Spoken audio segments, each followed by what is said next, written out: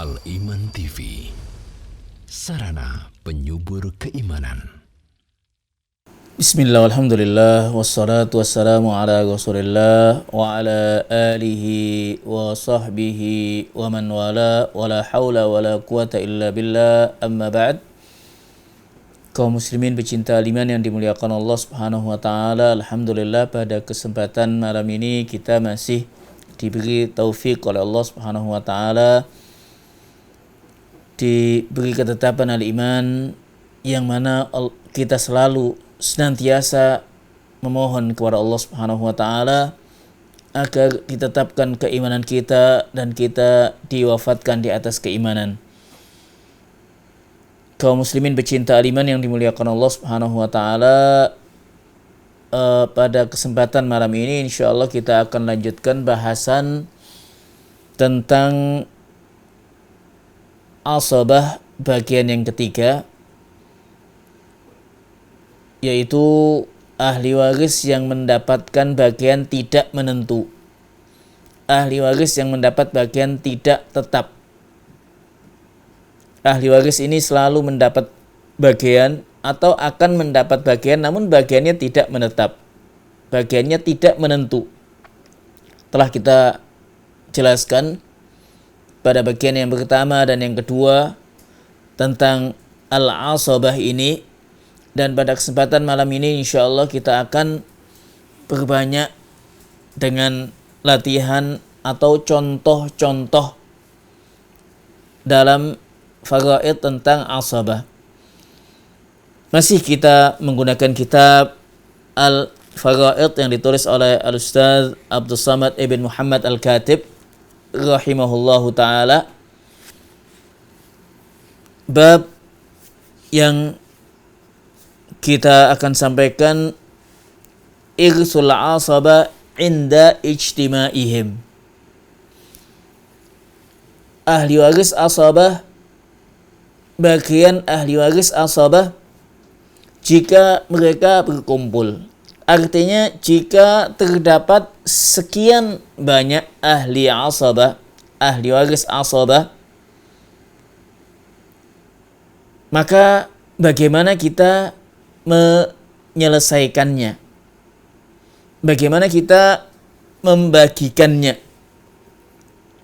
Telah dijelaskan pada bagian yang pertama akan hakikat asabah. Asabah adalah ahli waris yang mendapatkan hak tidak menentu. Telah dijelaskan pula macam-macam asabah. Asabah ada yang binafsihi, dengan sendirinya, yang demikian adalah laki-laki, yang ada 12 dari ahli waris laki-laki selain suami dan juga saudara laki-laki seibu. Telah dijelaskan juga tentang asabah bil ghairi dan asabah ma'al ghairi, dan yang terakhir telah dijelaskan tentang jalur asabah. Pada kesempatan malam ini insyaallah kita akan tekankan pada jalur asabah. Jalur asabah telah dijelaskan ada 4 jalur. Yang pertama jalur anak. Jalur anak ini anak laki-laki dan seterusnya ke bawah dari keturunan laki-laki. Kemudian jalur ayah, kakek, ayahnya ayah dan ke atas. Kemudian jalur ukhuwah, saudara-saudara yang sekandung dan yang sebapak, serta anak-anak laki-laki saudara yang sekandung atau anak-anak laki-laki saudara yang sebapak. Dan yang keempat adalah jalur umumah, paman, yaitu paman yang sekandung atau yang sebapak, dan juga anak-anak laki-laki paman yang sekandung dan yang sebapak. Ini telah kita sampaikan pada kesempatan yang lalu. Selanjutnya, bila mana terjadi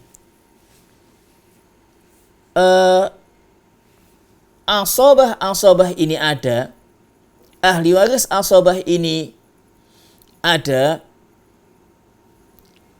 bagaimana kita menyikapinya? Di sini al-muallif menjelaskan tentang tingkatan-tingkatan asabah. Setelah disampaikan akan jalur asabah tadi, beliau rahimahullahu ta'ala menjelaskan bagaimana bila terjadi atau bila terkumpul sekian ahli waris asabah, baik itu jalur ayah, ada jalur anak, ada jalur ayah, ada jalur saudara, dan ada jalur paman. Ini yang akan dijabarkan oleh muallif. Beliau rahimahullahu ta'ala memulai dengan hadis. Hadis ini yang selalu kita sampaikan. Beliau rahimahullahu ta'ala menukilkan hadis Nabi SAW, alhiqul faraidha bi ahliha. Hadis ini adalah hadis yang pokok, yang inti, dan selalu kita sampaikan. Alhiqul faraidha bi ahliha, berikanlah, tunaikanlah bagian yang ditetapkan oleh Allah Subhanahu wa taala kepada yang berhak mendapatkannya. Fama baqiya fahuwa li aula rajulin dzakar, adapun yang tersisa setelah bagian yang ditetapkan oleh Allah, maka berikan kepada laki-laki yang lebih dekat kekerabatannya dengan si mayit. Hadis ini adalah satu kaidah. Hadis ini disimpulkan oleh ahlul ilmi, terdapat di dalamnya kaidah dalam asabah. Karena ucapan Nabi SAW, sabda Nabi SAW, fali aula rajulin dzakar, yang kerabat yang dekat dengan si mayit, menunjukkan adanya prioritas. Lalu al-muallif menjelaskan bahwasanya tingkatan yang pertama kita lihat jalurnya. Hal ini telah kita sampaikan sedikit pada kesempatan yang lalu dan contoh-contohnya pula. Jika terdapat jalur anak dan jalur ayah, maka anak laki-laki dengan ayah, katakanlah si mayit meninggalkan anak laki-laki dan ayah. Anak adalah jalur anak. Jalur anak. Ayah, jalur ayah. Atau diistilahkan dalam faraid al-bunuwah, jihah al-bunuwah, dan ayah jihah al-ubuwah. Hal ini jika terdapat dalam satu kasus, maka yang diutamakan adalah jalur anak. Artinya apa? Asobahnya. Asobahnya adalah jalur anak. Ayah mendapatkan 1/6, sedangkan anak mendapatkan asobah. Nah, ini yang dikatakan oleh al-muallif, awalan i'tibarul jihah fil awlawiyah. Jadi yang pertama adalah dilihat dari sisi jalurnya. Sekali lagi, ada 4 jalur ya. 4 jalur ini wajib kita fahami. Pertama, jalur anak. Yang paling tinggi jalur anak. Jadi tingkatan-tingkatan asobah, dan tingkatan ini memiliki arti dan makna. Tidak bisa kita acak kembali. Tingkatan anak, jalur anak lebih diutamakan dalam asobah. Anak laki-laki, cucu laki-laki dari anak laki-laki, dan seterusnya. Demikian pula jika ada anak laki-laki dan ada anak perempuan. Ada anak laki-laki dan ada anak perempuan nanti juga masuk di dalamnya. Yang kedua, jalur ayah. Ayah, kakek, ayahnya ayah, dan ke atas. Dan yang ketiga, tingkatan yang ketiga adalah jalur saudara-saudara yang sekandung dan atau yang sebapak, kemudian anak-anak laki-laki, saudara laki-laki kandung, demikian pula anak-anak laki-laki, saudara laki-laki yang sebapak, dan yang keempat adalah paman. Paman baik yang sekandung atau yang sebapak, anak-anak laki-laki paman kandung, anak-anak laki-laki paman yang sebapak. Taib, ini yang wajib difahami. Jalur anak, jalur ayah, jalur saudara, dan jalur paman. Jadi tingkatan yang utama atau jalur yang diutamakan yaitu jalur anak. Makanya jika terjadi di sana atau ada ayah dan ada saudara-saudara si mayit, maka saudara-saudara si mayit tidak mendapatkan karena adanya ayah. Hal ini telah kita jelaskan pada kesempatan yang lalu pula. Jadi jika si mayit memiliki ayah, si mayit memiliki saudara-saudara, maka saudara ini tidak mendapatkan karena ada ayah si mayit. Demikian pula jika ada saudara-saudara si mayit, laki-laki, sekandung, ada paman, paman tidak akan mendapatkan dengan adanya saudara laki-laki si mayit. Jadi sekali lagi, yang pertama, i'tibarul jiha fil aulawiyah. Yang utama aulawiyahnya adalah jalur anak laki-laki dan seterusnya ke bawah dari keturunan laki-laki. Jalur ayah, ayah, kakek dan ke atas dari jalur laki-laki. Jalur saudara-saudara dan jalur paman, paman baik yang sekandung maupun yang sebapak. Yang kedua, saniyan i'tibarud darajati fil aulawiyah wahiyal qurbu ilal mayyiti tabaqatan. Jika terdapat dalam satu kasus asobah itu ada satu jalur saja. Katakanlah ada jalur anak, si mayit meninggalkan anak laki-laki, si mayit pula meninggalkan cucu laki-laki dari anak laki-laki. Nah, ini kan kalau kita lihat satu jalur, artinya ada anak laki-laki, ada cucu laki-laki. Si mayit meninggalkan anak laki-laki, si mayit pula masih punya cucu laki-laki dari anak laki-laki. Nah, ini anak laki-laki dan cucu laki-laki satu jalur.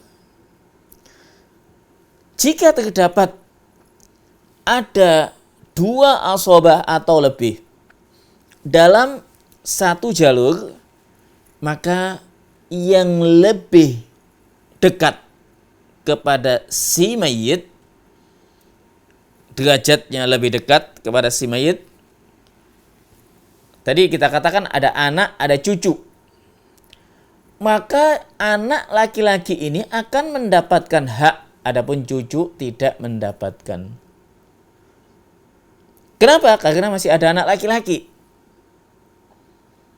Jadi jika jalurnya sama, jika jalurnya satu, dilihat mana yang lebih dekat, mana yang lebih tinggi derajatnya atau lebih dekat kekerabatannya dengan si mayit. Antara ayah dengan kakek, katakanlah si mayit memiliki ayah, si mayit masih memiliki kakek, ayahnya ayah, maka ayahnya ayah tidak mendapatkan karena ada yang lebih dekat kepada si mayit, yaitu ayah si mayit. Nah, ini dalam satu jalur namun beda tingkatan atau derajatnya. Kakek otomatis lebih jauh dengan si mayit dibanding dengan ayah si mayit. Ayah lebih dekat kepada si mayit. Nah, ini yang dimaksud wahiyal qurbu ilal mayyiti tabaqatan. Jadi level ataupun kedekatan dengan si mayit secara nasab itu yang lebih diutamakan jika terdapat satu jalur. Adapun yang ketiga, qal al-muallif i'tibaru quwwatil qarabati fil aulawiyah. tingkatan yang ketiga, jika jalurnya sama, kedekatan sama, dilihat mana yang lebih kuat kekerabatannya, dan hal ini terdapat pada jalur ukhuwah dan umumah. Jadi pada penjelasan yang ketiga, poin ketiga ini hanya terdapat pada ukhuwah dan umumah. Ukhuwah itu apa? Jalur saudara dan jalur paman. Sebagai contoh begini, telah kita jelaskan bahwasanya jalur saudara itu ada yang sekandung, ada yang sebapak. Jalur saudara itu ada yang sekandung, ada yang sebapak. Artinya saudara si mayit itu ada saudara yang sekandung, ada yang saudara yang sebapak. Untuk asobah ya, saudara laki-laki kandung, saudara laki-laki sebapak, asobah. Saudara laki-laki seibu bukan asobah. Telah kita jelaskan. Jika terdapat saudara laki-laki kandung, saudara laki-laki sebapak, maka saudara laki-laki yang kandung lebih utama untuk mendapatkan hak, saudara laki-laki sebapak tidak mendapatkan. Demikian pula kalau ada, katakanlah contoh yang lain, si mayit meninggalkan saudara laki-laki sebapak dan ponakan laki-laki saudara laki-laki kandung. Jadi si mayit, begini gambarannya itu, si mayit, hubungkan semuanya dengan si mayit. Si mayit memiliki saudara. Si mayit memiliki saudara. Walaupun tidak sekandung, sebapak saja, si mayit memiliki saudara yang sebapak laki-laki. Si mayit punya ponakan laki-laki dari anak laki-laki, dari saudara laki-laki kandung. Jadi saudara laki-laki kandungnya sudah meninggal, saudara laki-laki kandung punya anak laki-laki. Ketika kita dihadapkan pada contoh yang demikian, si mayit punya saudara laki-laki sebapak, si mayit punya ponakan laki-laki, saudara laki-laki kandung dari saudara laki-laki kandung, maka yang mendapatkan adalah saudara yang sebapak. Nah ini mengapa? Karena lebih dekat, lebih kuat tingkatannya, derajatnya lebih kuat yang sebapak daripada ponakan. Nah ini yang dikatakan oleh muallif, yaitu yang ketiga, quwwatul qarabah fil aulawiyah. Jadi hal ini ada pada saudara dan pada paman. Baik, kita contohkan yang lain. Ada ponakan laki-laki dari saudara laki-laki sekandung. Ada ponakan laki-laki dari saudara laki-laki sebapak. Ada ponakan, sama-sama ponakan laki-laki. Namun yang satu dari saudara laki-laki kandung, ponakan yang satunya dari saudara laki-laki yang sebapak. Adapun memahami ini semua sebetulnya ada bagan yang telah kita berikan ya. Jadi bagan itu sebetulnya sangat membantu. Ada bagan mungkin nanti yang menginginkannya bisa didapatkan di Aliman. Jadi bagan itu nanti seringkali kita sampaikan sebetulnya waktu itu. Jadi bagan itu nanti di sana dijelaskan tentang bagaimana kita memahami ponakan. Sebetulnya hal-hal yang demikian ini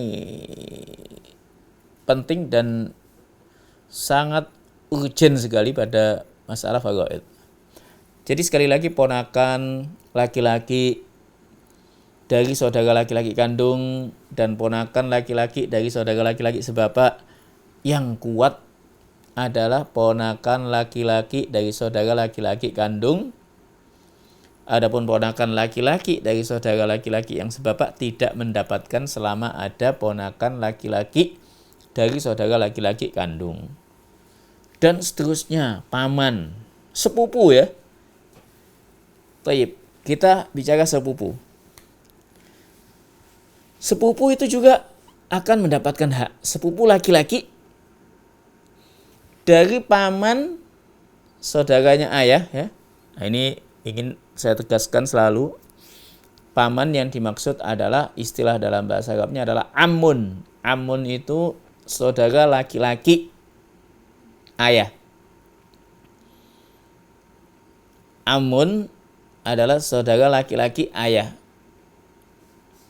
Jadi mayit punya ayah.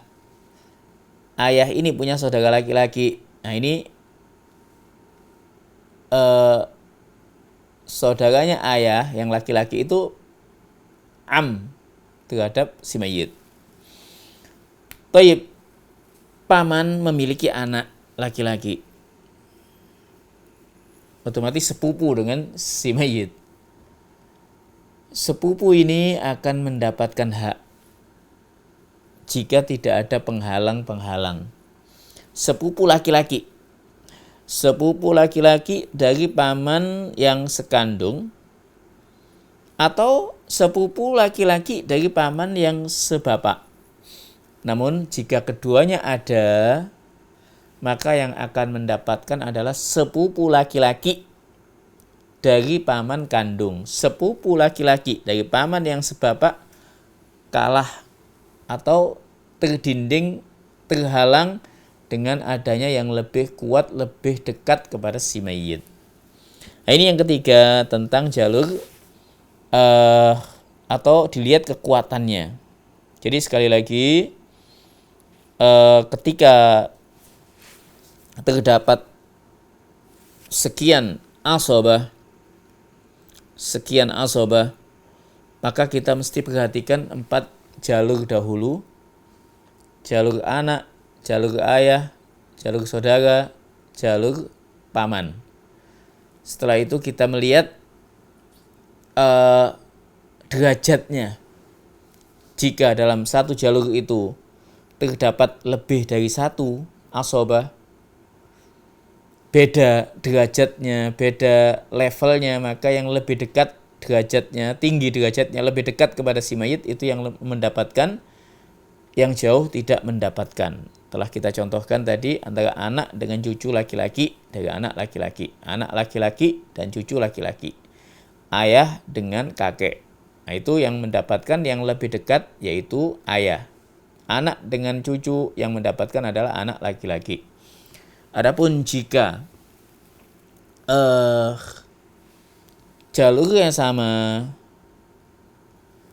derajatnya sama, kita lihat kekuatannya. Mana yang kuat, yang terhubung dengan yang sekandung ya. Yang sekandung lebih kuat dari yang sebapak. Mengapa? Karena yang sekandung itu dihubungkan ayah dan ibu yang sama. Kalau sebapak terhubung dengan mayit hanya karena ayah. Jadi yang sekandung lebih kuat. Sekali lagi yang sekandung itu istilah sekandung, ayah dan ibunya sama. Adapun yang sebapak itu bapaknya yang sama satu gitu. Kemudian al-muallif rahimahullahu ta'ala mencontohkan banyak hal. Memang dalam faraid ini kita mesti banyak melakukan atau memberikan contoh-contoh ya.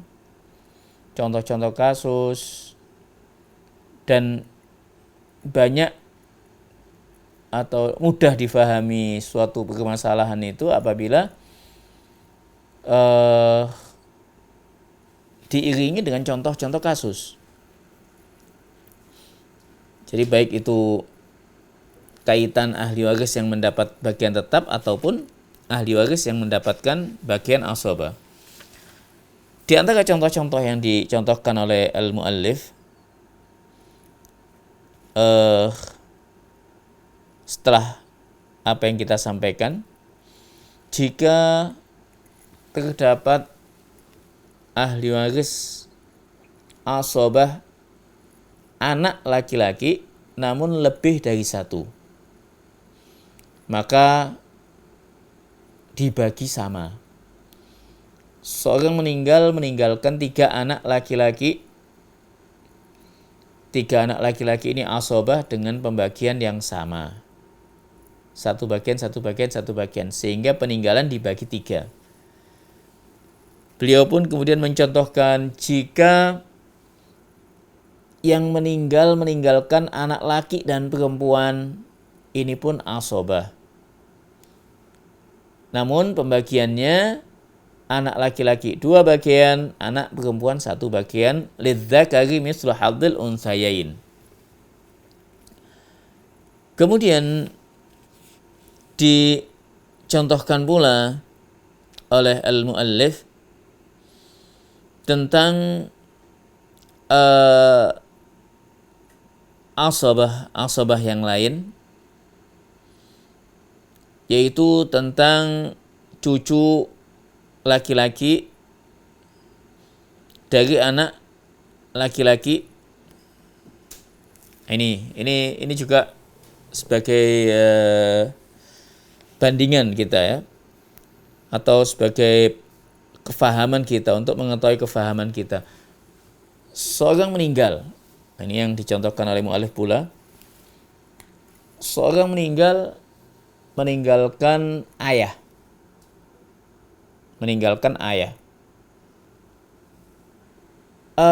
Si mayit masih memiliki cucu laki-laki dari anak laki-laki.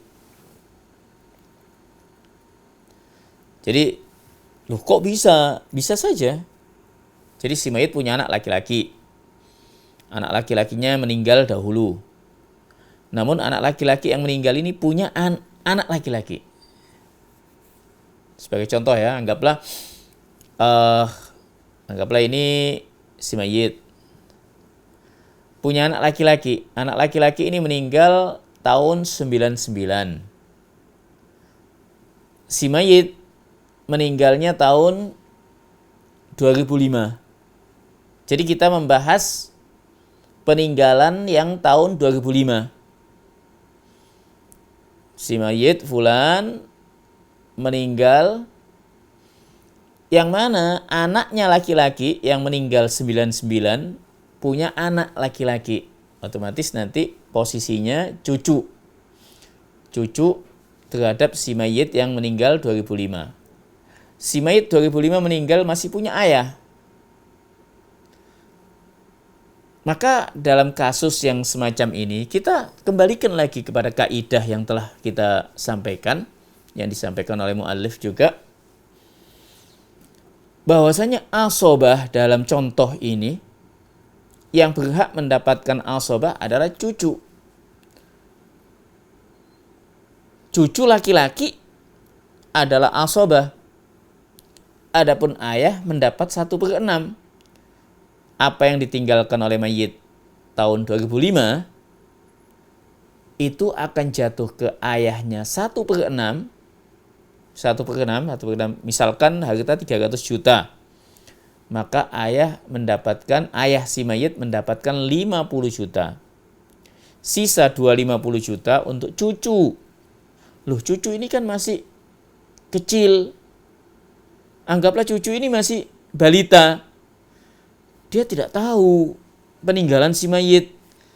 Maka sudah, tidak usah dibagi. Ittaqillah. Allah Subhanahu wa ta'ala mengingatkan kepada wali-wali yang memegang harta anak yatim khususnya. Ini kan tergolong anak yatim. Pada surat An-Nisa ayat yang ke-6, Allah Subhanahu wa ta'ala mengingatkan, wabtalul yatama hatta idza balagun nikaha fa in anastum minhum rushdan fadfa'u ilaihim amwalahum. Ini satu peringatan kepada wali-wali yang memegang harta anak yatim. Allah Subhanahu wa ta'ala mengingatkan, wabtalul yatama, ujilah anak-anak yatim itu sampai ketika dia sudah akil balik, sudah membedakan, bisa membelanjakan harta, maka berikanlah harta hak mereka itu, warisan mereka. Kalau tadi kita contohkan, ayah mendapat 50 juta, peninggalan 2005 ya. Saya membahas peninggalan 2005. Peninggalan 99 sudah dibagi, anggaplah. Peninggalan 2005, ayah mendapatkan 50 juta dari 300 juta, sisa 250 juta untuk cucu laki-laki dari anak laki-laki. Yang mana 250 juta ini ditahan, dipegang oleh wali anak yatim ini. Entah itu paman atau siapa yang megang harta ini, sampai ketika anak yatim ini dewasa, akil balik, bisa membelanjakan hartanya, maka diberikan. Wabtalul yatama hatta idza balagun nikah fa in anastum minhum rusydan, jika kalian melihat dia sudah bisa membedakan yang baik dan yang buruk, bisa membelanjakan harta, fadfa'u ilaihim amwalahum, maka berikanlah harta-harta mereka. Oh, ini peninggalan warisan dari kakek kalian. Ini kan kakeknya. Ayah, kakek. Kakek kalian meninggalkan peninggalan 250 juta. Diberikan ketika mereka dewasa. Inilah amanah dari Allah Subhanahu wa taala yang mesti kita laksanakan, entah itu kita sebagai ayah atau ibu yang mungkin mengayomi, ataupun sebagai paman atau siapapun kita ketika mengayomi anak yatim, wajib sekali lagi untuk memberikan hak-hak anak yatim ketika dia dewasa, sebagaimana yang Allah firmankan dalam An-Nisa ayat yang ke-6.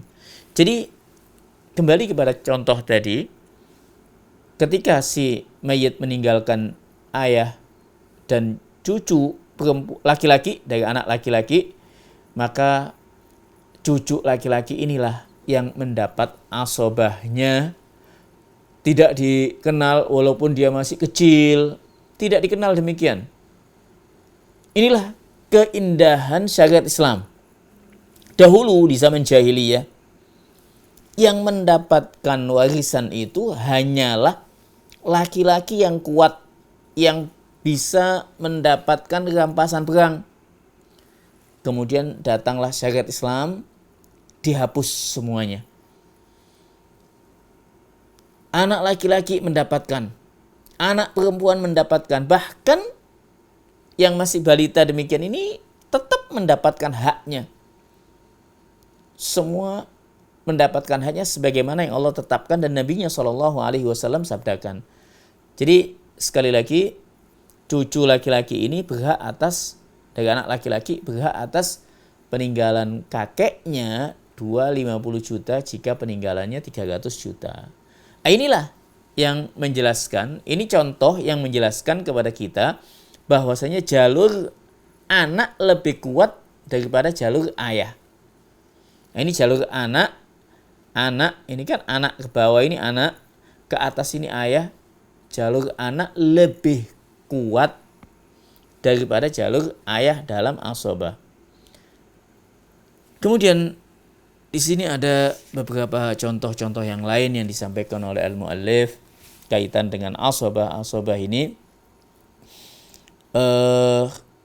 muallif menegaskan tentang asobah ini ada beberapa asobah yang mungkin bisa terdapat lebih dari satu.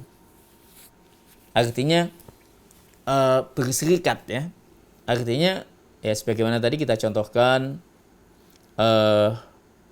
anak-anak laki-laki, anak-anak perempuan, laki dengan perempuan, nah itu nanti jalur anak apabila lebih dari satu, anak ada 2, ada 4, ada 5, maka nanti mereka berserikat. Jika laki-laki semua dibagi dengan pembagian yang sama, jika laki dengan perempuan dibagi 2:1. Hal ini bisa dilihat pula pada kasus-kasus yang lain, ketika si mayit meninggalkan sejumlah saudara, katakanlah si mayit memiliki saudara-saudara laki-laki dan perempuan. Si mayit memiliki 4 saudara laki-laki, 1 saudara perempuan katakanlah, kandung. 4 saudara laki-laki kandung, 1 saudara perempuan kandung. Taib, di sini dalam hal ini ahli warisnya adalah mereka asobah. Dengan pembagian 2:1, saudara laki-laki masing-masing 2 bagian, 2 bagian, 2 bagian, 2 bagian, yang saudara perempuan kandung 1 bagian. Hal ini ditegaskan oleh Allah Subhanahu wa taala dalam surat An-Nisa ayat 176. Kita contohkan yang lain.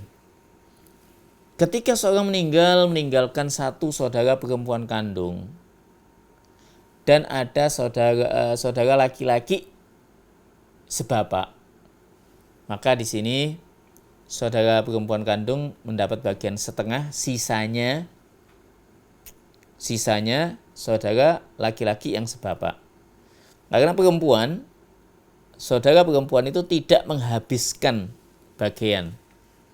Jadi jika ada seorang meninggalkan saudara perempuan kandung dan saudara laki-laki sebapak, saudara perempuan kandung mendapat bagian setengah dan saudara laki-laki sebapak mendapat sisanya, asobah.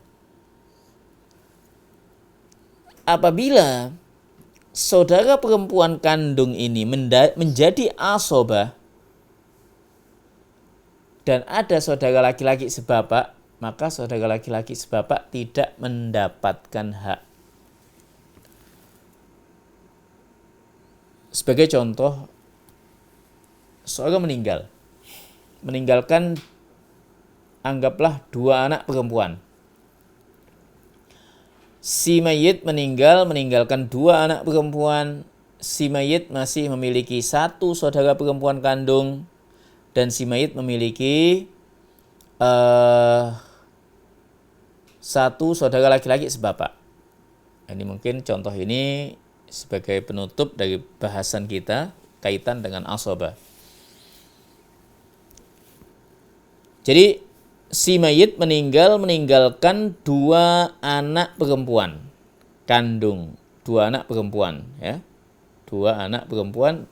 Si mayit meninggalkan 1 saudara perempuan kandung. Si mayit meninggalkan 1 saudara laki-laki sebapak. Jadi laki-lakinya cuma 1 yang sebapak. Taib. Apakah atau bagaimana kita membaginya? Dalam masalah yang ini, kita lihat saudara perempuan, 2 anak perempuan kandung mendapat bagian 2/3. 2 anak perempuan mendapat bagian 2/3. 1 saudara perempuan kandung ketika bersama dengan anak-anak perempuan, saudara perempuan kandung ini namanya asobah ma'a al-ghair. Jadi saudara perempuan ini asobah bersama dengan anak-anak perempuan. Sehingga posisinya dia, saudara perempuan kandung ini lebih kuat dari saudara laki-laki yang sebapak. Saudara laki-laki yang sebapak tidak mendapatkan bagian. Misalkan peninggalan 300 juta. 2 anak perempuan 200 juta, masing-masing 100. Sisa 100 juta untuk 1 saudara perempuan yang sekandung. 1 saudara laki-laki sebapak tidak mendapatkan. Nah, ini contoh kasus saudara perempuan kandung menjadi asobah dan menghalangi ahli waris lainnya yang lebih jauh, karena saudara perempuan kandung di sini statusnya asobah ma'a al-ghairi. Nah, ini kaitan dengan asobah, dan insya Allah masalah asobah ini akan selalu kita paparkan, kita sampaikan, sebagaimana masalah ahli waris yang mendapat bagian pun akan selalu kita jumpai dalam kasus-kasus faraid, dalam masalah-masalah faraid insyaallah taala. Intinya al-faraid itu ada 2 ahli waris yang telah kita sampaikan. Ada macam yang pertama ahli waris yang mendapat bagian tetap yang dikenal dengan ashabul furud,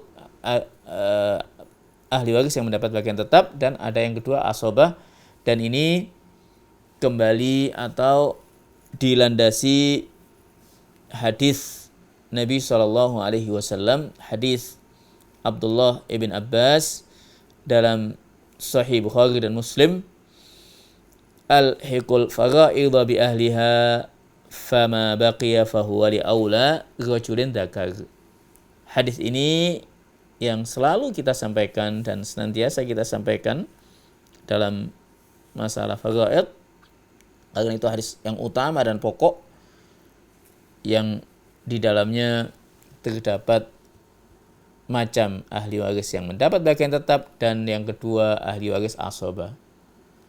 Ini yang bisa kita sampaikan. Memang dalam faraid itu seakan-akan ada pengulangan. Memang pengulangan di sini bukan penguatan yang dimaksudkan. Baik itu contoh, baik itu kaidah hadisnya. Karena hakikatnya ilmu itu ya disampaikan dengan diulang-ulang untuk supaya kita lebih mencerna dan memahaminya. Ini yang bisa kita sampaikan pada kesempatan malam ini. Aqulu qouli hadza wallahu taala a'la wa a'lam.